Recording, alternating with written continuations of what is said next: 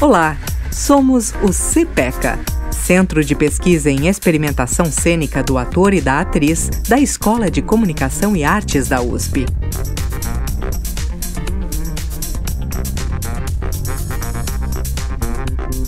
Esse podcast faz parte do projeto USP 22. Vamos lá?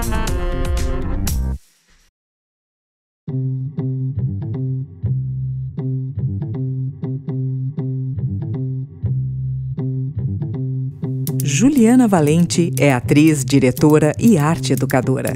Bacharel em Artes Cênicas com habilitação em Interpretação Teatral. Licenciada em Artes Visuais. Mestranda em Artes Cênicas pela ECA USP.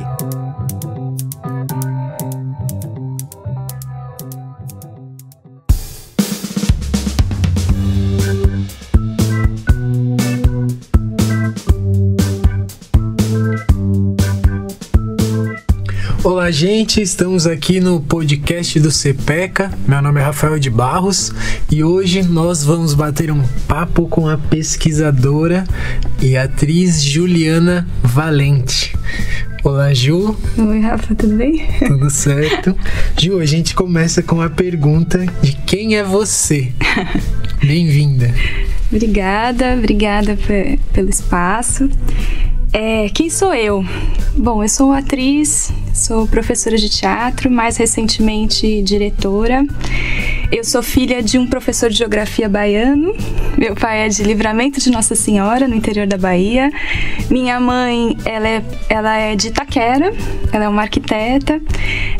Estudei em Osasco a minha vida toda, né? Fiz meu colégio em Osasco.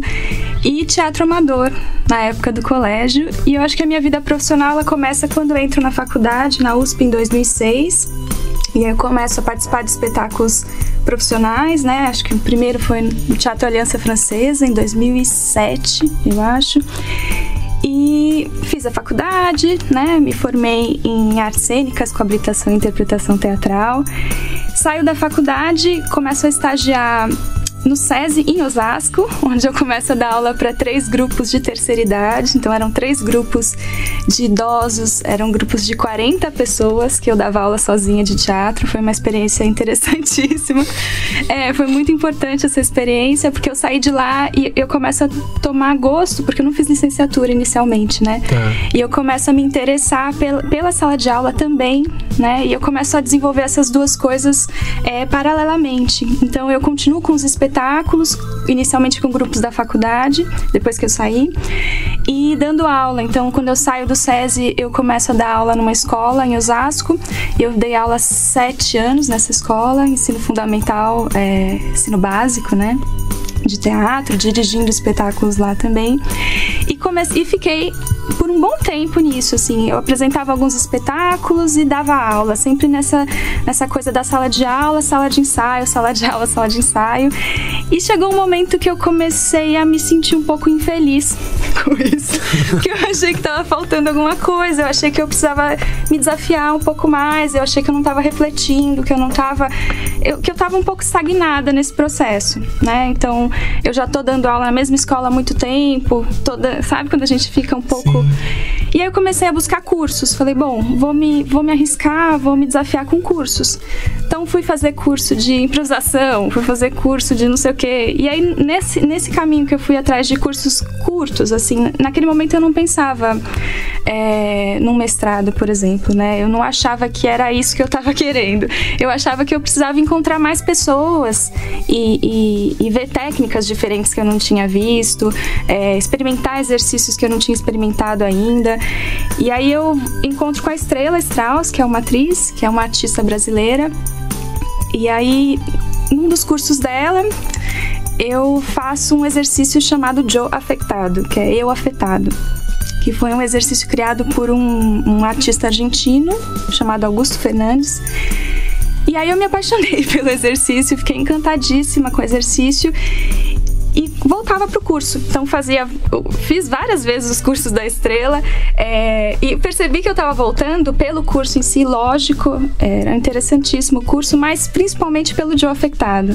E aí eu fiquei pensando, nossa, como é que eu faço para estudar mais a fundo esse exercício? Porque eu vou lá, eu faço uma vez, mas eu quero refletir sobre ele, eu quero conversar mais sobre ele. Como é que eu faço isso? Eu fiquei pensando sobre isso, e aí que eu decido tentar escrever um projeto de mestrado para estudar esse exercício. E aí eu entro, eu prestei uma vez, não passei, e aí a segunda vez que eu prestei, eu entro na universidade para estudar esse exercício, né? Quem me aceitou foi o professor Eduardo Coutinho, né, que é o meu orientador do mestrado. Então, agora, nesse momento, eu me encontro no processo de mestrado, né, estudando o exercício. Que legal, Ju. Ju, você falou que se sentiu encantada quando você fez o exercício de O Afetado. E esse exercício foi o que você foi pesquisar quando entrou no mestrado para fazer a pesquisa. Então eu queria que você falasse sobre isso. Como é pesquisar algo que te encantou no momento que você foi procurar, né? Coisas que te motivavam a seguir no teatro. Que pergunta difícil. Acho que esse é o meu problema. Vou fazer de outro jeito, então. Tu faz outro? De boa. Eu acho que a priori a gente pensa que estudar algo que a gente tá encantado é fácil, né? É aquela máxima do trabalhe com o que você goste e nunca precise trabalhar na vida.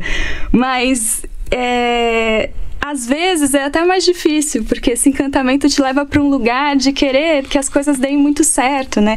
Então eu me encantei pelo exercício, eu escrevi o projeto, eu entrei no mestrado, e aí a hora que eu entrei eu pensei, meu Deus, parecia tão fácil na hora que eu escrevi o projeto, por onde eu vou começar? Eu acho que muita gente passa por isso, assim, né?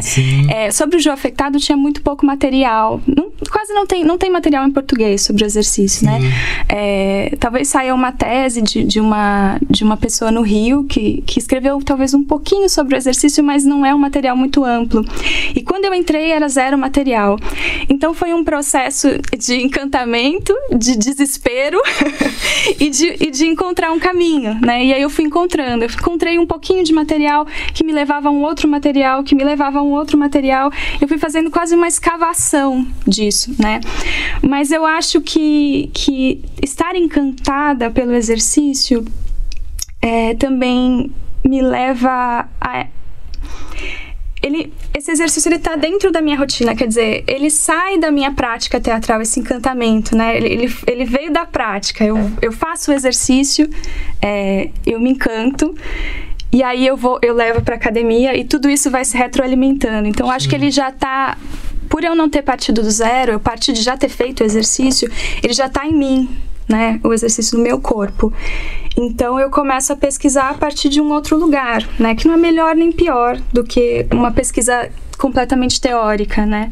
É só um outro lugar, eu acho. Ô Ju, e o que você acha que a pesquisa foi interferindo no seu fazer pedagógico e no seu fazer artístico? Se é que eles se distanciam. Eu não diria que interfere, eu diria que é parte. A pesquisa é parte, né? Eu sempre fui apaixonada por exercícios. Eu pego meus cadernos da faculdade, ou dos ensaios, enfim. Eu descrevia os exercícios, eu fazia anotações, eu escrevia impressões sobre os exercícios. Um mesmo exercício, por exemplo, que eu faço numa sala de ensaio, um exercício de escuta, de atenção, de corpo, é um exercício que às vezes eu levo para a sala de aula e faço com os meus alunos. É um exercício que eu vou refletir sobre quando eu estou pensando sobre o mestrado. Então eu acho que as coisas, assim como o mestrado surgiu muito imbricado, né? Eu estava na sala de aula, eu estava na sala de ensaio, eu fui para um curso, então fui para ser aluna de novo, para a sala de aula como aluna, e aí eu quis fazer uma outra coisa que é refletir, então voltei para a academia, e tudo isso sempre foi muito junto, Rafa. Então eu acho que essas coisas vão se retroalimentando, né? Então, quando eu dou aula, eu reflito sobre coisas que vão ser conduzidas para o mestrado, porque são reflexões que eu trago para cá e vice-versa, né? E quando eu estou na sala de ensaio também. Então, eu não diria que interfere, mas eu diria que é parte, né? Eu acho que tudo é parte na minha história, né? A forma como eu fui desenvolvendo o meu caminhar, as reflexões vão se retroalimentando, né? E as práticas vão se retroalimentando o tempo todo. Sim, isso na pesquisa em artes a gente vai percebendo, né? Como o nosso jeito também vai influenciando na linguagem, né? Eu lembro quando você levou o exercício do Joe Afetado, teve um momento que eu pensei, eu falei, nossa, acho que eu não ia conseguir fazer esse exercício, que eu achava ele muito pesado. Mas você falou daquele filme, como que era o nome do filme? Relato Selvagem. Relato Selvagem. E aí eu fui ver o Relato Selvagem. E eu vi no exagero do Joe Afetado que tinha um certo humor ali também, né? E aí eu queria que você falasse um pouco dessa sua vivência do exercício, assim, o que te trouxe, para que lados que ele leva, que você achou interessante, que poderia ter uma pesquisa? O Joe Afetado, ele é basicamente um exercício de improvisação, digamos assim. Ele é um exercício de improvisação que é dividido em 3 etapas, né? Uma é individual, a segunda é em duplas, a terceira é coletiva. E o que ele vai fazer? Ele vai pegar um elemento da vida concreta desse atuante que está em cena, né? Como disparador para essa improvisação, que vai ser uma pesquisa de estados expressivos, né? Geralmente extracotidianos, né? É um julgamento, digamos assim, no qual a pessoa vai para matar alguém que ela escolheu. Falando assim, é estranho, mas ele caminha por muitos lugares, inclusive a comicidade, né? Porque vai caminhando por vários lugares, dependendo da história que a pessoa traz e do que está acontecendo ali em cena, né? Não, que eu falei do Joe Afetado, que ele tinha relação com o Relatos Selvagens. Isso, Relatos Selvagens. E que eu vi que não era tão pesado quanto eu achei que era no começo, assim, sabe? Que ele tem outras possibilidades ali dentro do exercício, né? Não é porque no fundo ele é um exercício que quando a gente fala, você vai trazer uma pessoa, então você vai trazer uma pessoa da sua vida imaginária, tá, gente? É uma pessoa concreta, mas que você não traz ela concretamente, né? E você vai ter que julgar essa pessoa e matar essa pessoa num improviso. Parece algo, uma carnificina, né? Parece que vai ser algo assim muito sério. E quando a gente chega no exercício, a gente vê que é tragicômico, que você vai abrindo caminhos, porque ele é um exercício que ele vai desse ponto concreto, né, da sua história, para uma ficção. Então você vai se descolando da realidade, vai criando toda uma ficção, vai criando uma história, uma narrativa, e conforme as rodadas vão passando, você vai descolando totalmente desse ponto inicial. E essa ficção, ela pode ser muito cômica, ou pode ser cômico e trágico. Então, o Relatos Selvagens, ele é um filme que eu trago como referência, porque a Érica Rivas, que é a atriz do filme, que faz a noiva, ela estudou vários anos com Augusto Fernandes e fez o Joe Afetado. E a estrutura do filme é um pouco sobre isso, né? Sobre vingança. Então, alguém te feriu e a pessoa vai lá, e no caso da noiva, né? O noivo trai ela, enfim. E é um filme muito cômico, né? Apesar de trágico. E eu acho que o Joe Afetado tem um pouco esse clima. E até o Augusto, numa entrevista, quando eu estava buscando materiais, ele fala, o Joe Afetado é um pouco como o Relatos Selvagens, aquele filme, não sei o quê. Que legal. E aí, é bom até a referência do filme pra gente ter uma noção, porque às vezes fica difícil sem ter o contato com a prática, né? Sim. Você entender o que se passa no exercício, entender como que ele é desenvolvido na sala de aula, enfim, na sala de ensaio.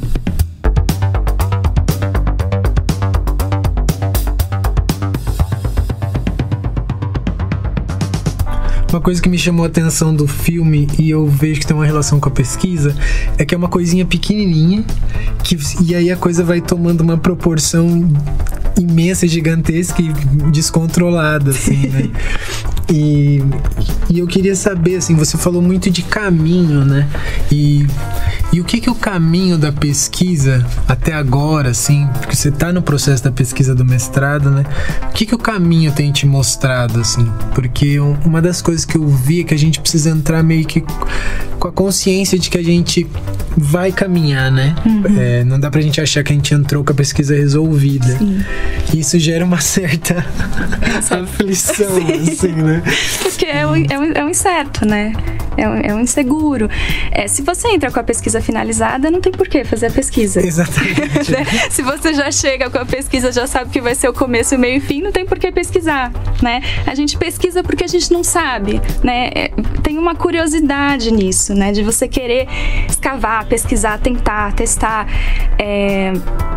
Mas eu acho que a pesquisa ela se faz no caminho. Então, por exemplo, aconteceram muitos percalços aí no caminho da minha pesquisa. Lá no início, eu tinha a ideia de que, porque o Augusto Fernandes ele dava cursos de verão só de geoafectado, lá em Buenos Aires. E a minha ideia é assim, bom, eu vou entrar no mestrado, eu vou conseguir focar nisso, e aí eu vou fazer uma viagem para Buenos Aires, vou fazer esse curso com o Augusto, e aí eu vou ter uma base prática com o Augusto maior para eu poder desenvolver essa pesquisa. Enquanto eu escrevia o meu projeto, o Augusto faleceu. E aí eu perdi a chance de passar por essa experiência e quase perdi a vontade de fazer a pesquisa. Eu fiquei assim com o projeto parado, pensando, nossa, será que eu faço? Será que eu não faço? Aí eu pensei, não, ainda quero fazer, vamos lá, deve ter um jeito, né? Que tal a gente fazer um laboratório de prática? Então eu vou desenvolver um laboratório, vou chamar colegas, a gente faz um laboratório de geoafectado e a gente vai ter a prática. E aí, legal, pensei nisso, escrevi o projeto, entrei no mestrado. Em março de 2020, começa a pandemia, ninguém pode se encontrar. Aí falei, caramba, não posso me encontrar com ninguém, não posso reunir um grupo, o que é que eu faço, né? Então, cada uma dessas coisas foram pedrinhas no caminho que foram desviando e que foram construindo por onde eu ia, né? Então, bom, não tenho a prática. Onde que eu vou buscar material? Aí começa o projeto de escavar material. Com quem que eu vou conversar? Eu posso conversar com a Estrela online, posso fazer conversas.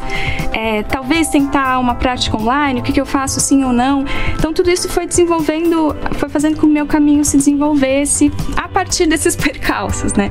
E que eu fosse chegando em temas que inicialmente eu não tinha pensado que eu ia chegar, né? Uma coisa que vem no meio do caminho, a partir do contato com o Coutinho, que é um orientador muito generoso, assim, né? Ele abraçou a minha pesquisa e ele orienta desse jeito, a partir de você, né? Ele não tenta colocar algo na sua pesquisa, né? Ele olha pra você, ele te escuta e vai te orientando a partir do que você traz. E aí ele falou, olha, isso aí parece psicodrama. E eu falei, psicodrama? Ele e o Coutinho trabalha há muitos anos com psicodrama, né? Que tal você dar uma olhada? E aí eu comecei a estudar psicodrama, comecei a me apaixonar pelo psicodrama, que era algo que eu não tinha conhecimento, né? Eu sabia que existia, mas nunca tinha sentado para ler, para olhar, para estudar.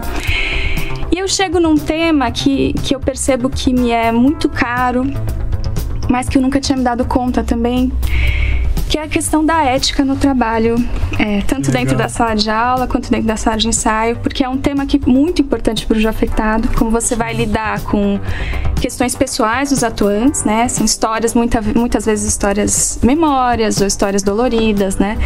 Como é que eu lido com isso? Como é que eu aplico esse exercício? Como é que eu conduzo? E a figura da condução é muito importante aí nesse processo, de uma maneira ética, né? O que precisaria para ser ético dentro da sala de aula, da sala de ensaio, né?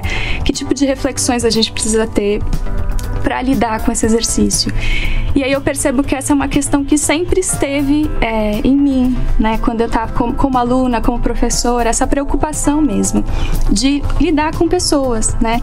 Às vezes a gente não tem muito essa percepção desse cuidado que a gente precisa ter, né? E sempre também junto com rigor, uma disciplina, não é que uma coisa exclui a outra, mas também um cuidado, uma generosidade, né? De lidar com as pessoas. Quando você está como professora, quando você está como diretora, quando você está como atriz, né? Em relação às outras pessoas, enfim, todo o processo grupal, todo o trabalho em equipe, a gente precisa pensar sobre essas questões, né? E aí eu chego nisso, que é um tema que eu não tinha pensado antes. Eu queria fazer o geoafectado. Era essa a minha intenção, né? Eu vou fazer o geoafectado, vou estudar o geoafectado, mas isso eu fui descobrindo no caminho. Que legal, Ju. É importante também, né, a gente começar de algum ponto, senão a coisa não caminha pra lado nenhum, né? Mas aí você falou que pelo geoafetado você chega no psicodrama e aí tem um contato com a ética dentro desse trabalho. Uhum. E o que você percebe que isso já influencia na sua prática, assim, no seu fazer, né? O que você nota que a pesquisa já te modifica de alguma maneira, assim? Nossa, é tudo. Eu não sei nem dizer, porque a cada nova cada linha que eu leio num livro, teoricamente estudando para o mestrado, ela muda a aula que eu vou dar na semana seguinte. Ela muda a forma como eu vou aplicar um exercício, como eu vou entrar em cena. Semestre passado e esse semestre também eu dei aula na SP Escola de Teatro como artista docente de atuação. E mudou muito a minha visão sobre a formação do artista, a minha pesquisa e as reflexões que eu tenho feito, assim, né? A forma que eu me coloco como professora, como condutora, como artista, ela vai sendo transformada o tempo todo, né? E eu acho que isso não para nunca. Eu acho que a gente vai sempre continuar aprendendo e é um pouco isso que eu falo lá no começo, que eu estava infeliz porque eu sinto que a gente precisa estar o tempo todo aprendendo, né? Eu sinto vontade de estar o tempo todo na sala de aula, de estar o tempo todo refletindo. E quando eu não tinha muitos pares para conversar, por exemplo, numa escola regular de ensino básico, raramente você tem mais de um professor de teatro. Tá. Né? É muito raro você ter mais de um professor de teatro na escola inteira. Ou 2 professores de educação artística e tal. E eu não tinha lá, naquele contexto, muita gente para trocar. Então eu fazia as minhas coisas, até trocava com a coordenação e tal, mas eram pessoas que não entendiam especificamente da área que eu estava trabalhando. E aquilo foi me deixando um pouco... Eu me sentia um pouco infeliz de não ter essa troca, né? Então, a universidade e o CPECA me trazem esse lugar de conversar com pares, conversar com gente que sabe muito mais do que eu. Isso é demais, né? Porque a gente quer sempre saber tudo. Mas aí, conforme a gente entra na universidade, a gente descobre que quanto mais a gente estuda, menos a gente sabe. E é muito legal trocar com as pessoas, assim. Então, isso vai acontecendo. Então, eu troco o que eu aprendo na faculdade, na universidade, o que eu estudo no mestrado, eu vou trocar com os estudantes da SP, e vou conversar, e vou aprender com eles também, eu vou aprender com as crianças, e aí eu vou aplicar na sala de ensaio, né, e vou aprender com os meus colegas de trabalho. Então tudo isso vai misturado e vai interferindo. Eu nem sei dizer como é que eu era antes do mestrado, que eu acho que eu já mudei tanto que eu nem saberia te dizer exatamente o que mudou. Que legal, Ju. É curioso a gente ver, né, como entrar e estudar. Você vai percebendo isso, na verdade, que a gente tem que estudar especificamente uma coisa para entender um ponto dentro daquilo, né? Sim. E não... Eu brinco que quando eu entrei na graduação de teatro, eu achava que eu sabia mais teatro que eu acho que eu sei hoje, sabe assim?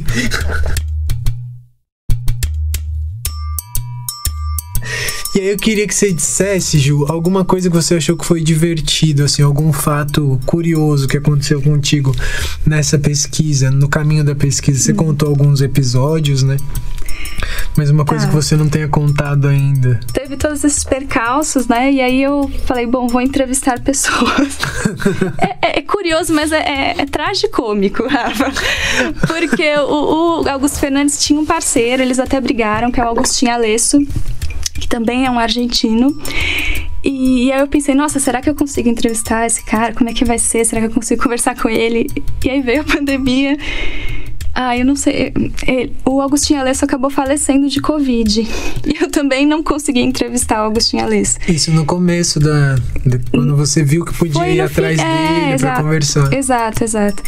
E aí, enfim, não sei, não é nenhum fato curioso, né? Mas eu acho que tem a ver com como a gente não pode também planejar, né? A gente fica ansioso, às vezes, tentando ver lá na frente, no fim da pesquisa. E eu acho que o mais interessante é a gente sentir a pesquisa a cada etapa que a gente tá nela, né? E aí ver o que a gente tira disso, né? O que a gente aprende com isso, por onde a gente vai caminhando. E hoje eu tô muito feliz com o caminho que a minha pesquisa foi desenvolvendo, sabe? Que eu fui caminhando com ela.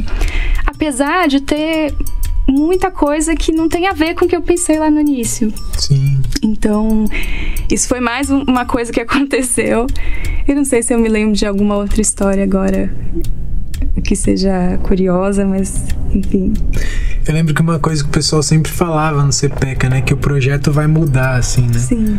E tem muito a ver sobre isso, né? Como se fosse um mapa, que aí a gente começa a viagem e conforme você vai caminhando, outras coisas vão acontecendo e aparecendo, né? Sim, sim. E você tem essa proximidade também com uma influência da Argentina, né? Que é aqui pertinho, que de certa forma aproxima nossas pesquisas, assim, né? com o pensamento de Latinoamérica, né? Bom, gente, então agora nós vamos abrir para perguntas de quem está acompanhando aí o nosso papo com a Juliana Valente, se querem saber mais coisas sobre a pesquisa que ela está desenvolvendo no mestrado. Oi, Ju. Ju, acho que eu tenho 2 perguntas em uma só. Você lembra um momento que você decidiu fazer o mestrado? Tipo, não, foi esse dia, aquela noite, aquele dia, assim, que você percebeu que, quero entrar na academia. E como foi o processo de preparação e o processo mesmo de entrada? Como foi a prova, a entrevista? Como você se preparou? Porque eu tenho muita vontade também de mergulhar no mestrado, mas tem alguns receios. Eu queria descobrir como é que é. Um beijo. Legal, Aqua. Obrigada pela pergunta. O momento em que eu decidi entrar no mestrado foi quando eu já tinha, eu acho que foi um dos últimos cursos com a Estrela que eu fiz o Geoafetado. E aí na roda final da conversa, eu não queria parar de conversar. A gente estava conversando sobre o exercício e eu queria mais, e o curso acabou. E eu fiquei, gente, eu preciso encontrar um lugar para conversar mais sobre esse exercício. E aí eu já estava com isso na cabeça, de talvez fazer um projeto que eu pudesse me dedicar a isso, assim, ter mais tempo para isso, né? E aí, depois, quando eu saí dessa roda final, eu falei, não, eu vou escrever um projeto mesmo para tentar entrar na universidade, para que eu possa ter essa conversa mais longa que eu tô tentando buscar aqui e que não tem tempo, porque ali o foco era a prática, né? Então, a gente até conversava, trocava depois do exercício, mas talvez não fosse a grande conversa que eu queria ter, porque no fim, na universidade a gente estabelece uma conversa, né? A gente vem com um tema e a gente começa a conversar com artistas, com autores, né? Com outros pesquisadores, e até o texto é uma grande conversa, né? A gente começa a escrever e aí conversa com alguém, traz uma citação de alguém, traz algo que alguém falou, então tem a ver com isso. E o processo, eu estava muito perdida no começo do processo de escrever o projeto e de prestar. Nesse sentido, o CPECA me ajudou bastante, né? Eu não passei a primeira vez, né? Eu cheguei até o final, mas o meu projeto ainda estava meio assim. E aí eu fui para o CPECA e comecei a conversar com as pessoas do CPECA. Os integrantes do CPECA me ajudaram demais, então de vez em quando eu apresentava alguma coisa lá no CPECA, as pessoas diziam, olha, que tal você ir por aqui? Não, talvez você esteja dando um passo maior do que a sua perna aqui, e se você trouxer para cá? Então eles foram me ajudando muito a formular esse projeto, e é um processo você formular um projeto, né? Não é uma coisa que você senta num dia e escreve. Pode ser que tenham pessoas que façam assim, mas para mim foi um grande processo. Então eu peguei o projeto que eu já tinha e fui aos poucos reescrevendo para ter um projeto pronto no final. E foi um pouco isso, acho. Obrigada pela pergunta. Tem mais alguém que está acompanhando nossa prosa aqui com a Juliana e queira fazer uma pergunta sobre a sua pesquisa, sua trajetória no mestrado? Oi, Ju, que prazer conhecer tua pesquisa, que eu já tinha visto no começo, e esse desenvolvimento dela. Me chamou muita atenção essa questão de ser afetado pela ética. Acho que é um lugar assim importantíssimo de estar, me reverberou aqui. Eu acho que como a gente é afetado pelos espaços, afetado, mas quando você está num jogo, para ele acontecer, é essa ética. Então vem essa pergunta para mim, para você, refletir sobre isso, o quanto te afetou nas suas relações humanas. Eu acho que, de certa maneira, isso já me afetava antes, né? Eu sempre fui uma pessoa muito tímida. Eu sou aquela tímida que entrou no teatro pra perder a timidez e não saiu nunca mais. Mas o fato de fazer teatro não transformou a minha personalidade, né? Eu sigo tímida, sigo uma atriz tímida e tá tudo bem. E eu percebo, desde pequena, assim, desde que eu fazia teatro amador, eu percebia quanto o clima da sala de aula interferia na minha capacidade de me jogar em cena, né? como as pessoas se tratavam, como a pessoa que conduzia falava comigo e com os meus colegas, interferia na coragem que eu tinha para entrar na cena, quão vergonha eu ia ter, ou quão sofrido ia ser ou não aquele processo. E aí eu levei isso para a sala de aula, e era uma reflexão que eu já tinha antes, sem saber que eu estava refletindo sobre isso, como é que eu faço esses estudantes, esses alunos, porque na sala de aula era obrigado a fazer teatro, quer dizer, aquelas crianças, aqueles adolescentes não tinham escolhido aquilo, então tinha muita gente que era tímida ou que não queria estar ali. Como é que eu faço para lidar com todas essas pessoas, com esse grupo, de maneira que todos se sintam confortáveis, né? Porque tinha aqueles que já estavam completamente afim de estar ali e se jogavam e tal, e tinha aquelas pessoas que eram muito retraídas, né? Então isso sempre foi uma questão para mim. E aí quando eu chego no mestrado e me deparo com esse assunto e falo, nossa, mas espera, eu gosto desse assunto, tem algo em mim que curte esse assunto, de alguma maneira eu já tinha refletido sobre isso. Isso para mim é uma grande descoberta, assim, né? É um grande prazer ter chegado nisso, e o coaching me ajudou demais, porque ele ficava me cutucando. Mas e aí? Como é que faz para conduzir esse exercício? Ele me cutucou bastante, porque ele já via que a gente estava caminhando para esse lugar e eu não tinha percebido. Chegar nesse lugar me dá mais prazer de continuar a pesquisa. Quer dizer, é um elemento que me impulsiona. Tem me impulsionado neste momento a estudar. Então, a abrir livro, a ler, a buscar texto. Então, é uma coisa que tem me ajudado demais nesse encantamento que o Rafa falava, nesse prazer, nessa paixão. E dentro da sala de aula também, porque eu chego e converso com as pessoas, né, com um grupo sobre isso, né? Então é uma coisa que vai ficando cada vez mais evidente para mim, em tudo que eu faço. Bonito, Ju. Obrigada. Eu lembro que dos comentários que eu ouvi algumas vezes no CPECA era as pessoas falando assim: fala mais dessa parte porque o seu olho brilhou aqui. E eu comecei a achar isso muito bonito numa universidade, né, na pesquisa. E aí você traz que foi isso, né, que foi justamente os lugares que seu olho brilhava, e às vezes é numa dificuldade, né, quando você teve a dificuldade de lidar com toda essa questão da timidez, é onde você também quer mais falar sobre isso, né. Gente, então quero agradecer a Juliana Valente, a pesquisa que ela está fazendo, ao caminho, a trajetória, a ter passado por todos os percalços e seguido em frente, e ter batido esse papo com a gente aqui hoje. Eu é que agradeço. Obrigada, gente. Obrigada pelo espaço.